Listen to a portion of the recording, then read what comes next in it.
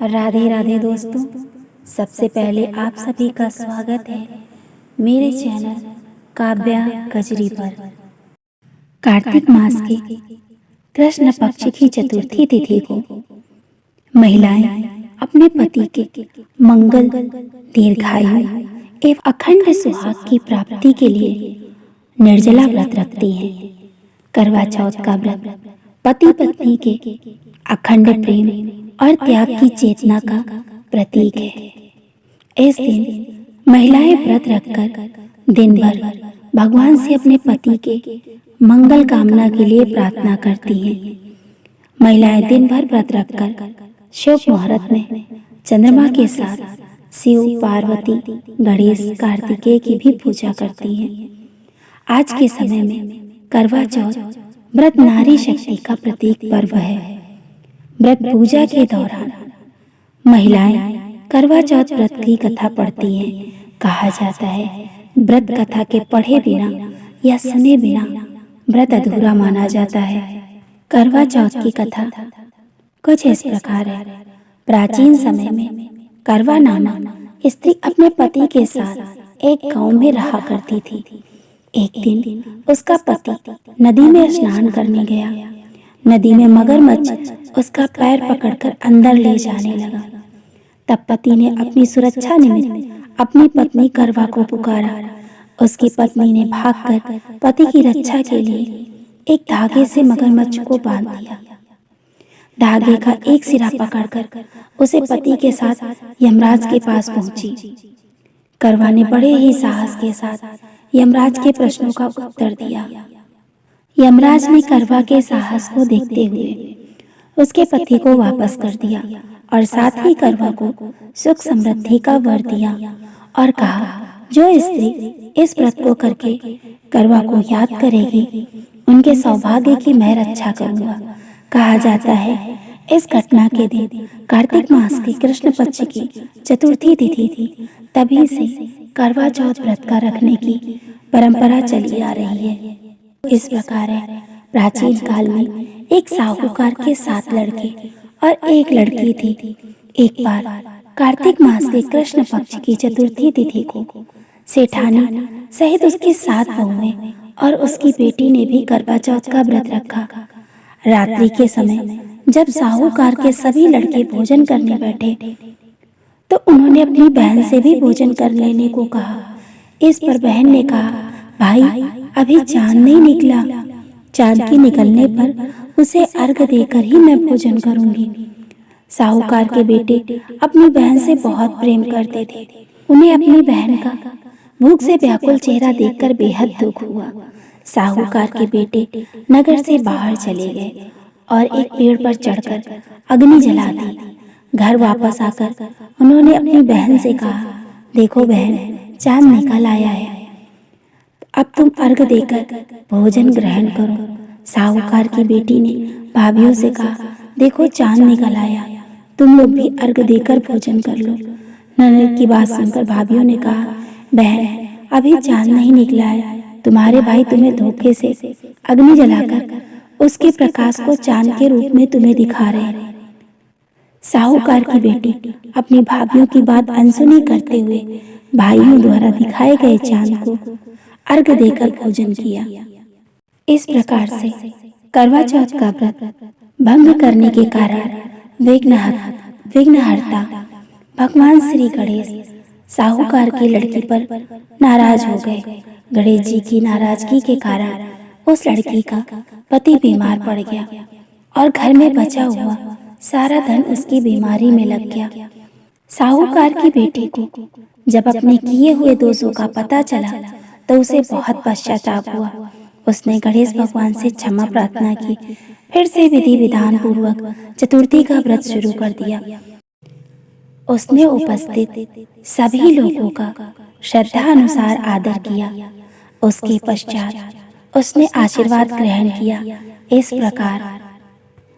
इस प्रकार लड़की की श्रद्धा भक्ति को देखकर एक दंताय गणेश जी उस पर प्रसन्न हो गए और उसके पति को जीवन दान दिया। उसे सभी प्रकार के सभी प्रकार के रोगों से मुक्त करके धन संपत्ति और वैभव से युक्त कर दिया।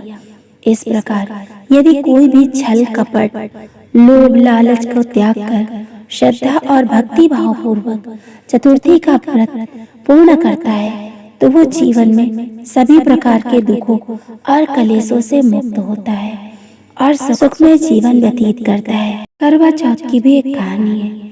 एक बार एक राजा था जिसका नाम था सत्यवान और उसकी पत्नी थी सावित्री। राजा ने युद्ध में सब कुछ खो दिया और अपने प्राण भी गंवा दिए। जब मृत्यु उसे लेने आई तब उसकी पत्नी ने प्रार्थना करी और संकल्प इतना शक्तिशाली था कि उसने अपने पति को पुनर्जीवित कर दिया। जो आत्मा शरीर छोड़कर चली गई थी वो वापस शरीर में आ गई। तो इसी को करवा चौथ कहते हैं। ऐसे ही बहुत सी प्राचीन कथाएं हैं। उसने कहा कि आज सूर्य उदय नहीं होगा और वास्तव में सूर्य बहुत दिनों तक उगा ही नहीं। इसी तरह कुछ कहानियां हैं। करवा चौथ ऐसा ही त्योहार है।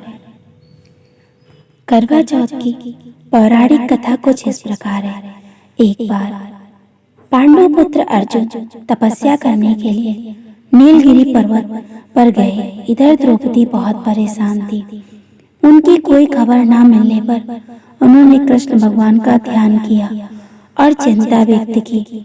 कृष्ण भगवान ने कहा, बहना, इसी तरह का प्रश्न एक बार माता पार्वती ने शंकर जी से किया था।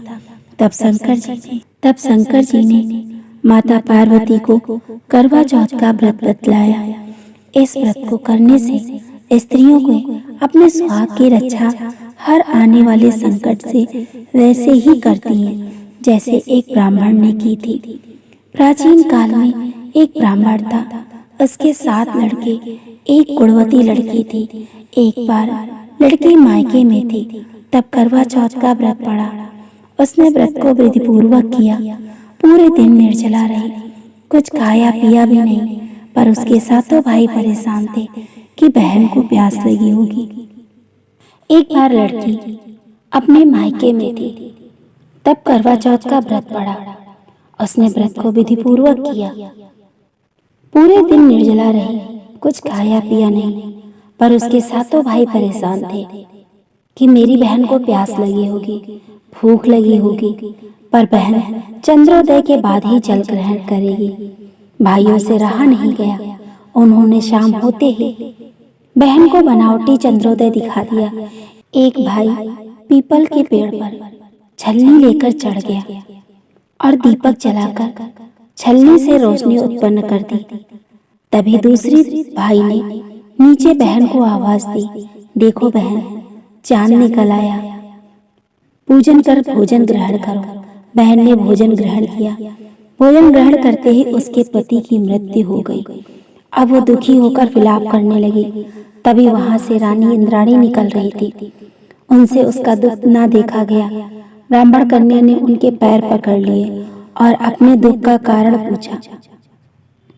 तब इंद्राणी ने बताया, तूने बिना चंद्र दर्शन किए करवा चौथ का व्रत तोड़ दिया है, इसीलिए ये कष्ट मिला है। अब तू वर्ष भर चौथ का व्रत नियम पूर्वक करना तो तेरा पति जीवित हो जाएगा। इंद्राणी के कहे अनुसार चौथ व्रत किया तो वह पुनः सौभाग्यवती हो गई। इसीलिए प्रत्येक स्त्री को अपने पति के दीर्घायु के लिए ये व्रत करना चाहिए। द्रौपदी ने ये व्रत किया और अर्जुन सकुशल मनोवांछित फल प्राप्त कर वापस लौट आए। तभी से अपने अखंड सुहाग के लिए हिंदू महिलाएं करवा चौथ का व्रत करती हैं। करवा चौथ का एक विशेष महत्व है। ये पति पत्नी के रिश्ते को बेहतर बनाने और एक दूसरे के लिए उनके महत्व को समझने का भी मौका माना जाता है। पति की लंबी आयु के लिए 16 श्रृंगार कर चंद्रदेव और करवे की पूजा करती हैं। ऐसे ही और वीडियो देखने के लिए मेरे चैनल को सब्सक्राइब करें, मेरे वीडियो को लाइक करें और ज़्यादा से ज़्यादा शेयर करें। और हाँ, कमेंट में राधे राधे अवश्य लिखें। राधे राधे दोस्तों।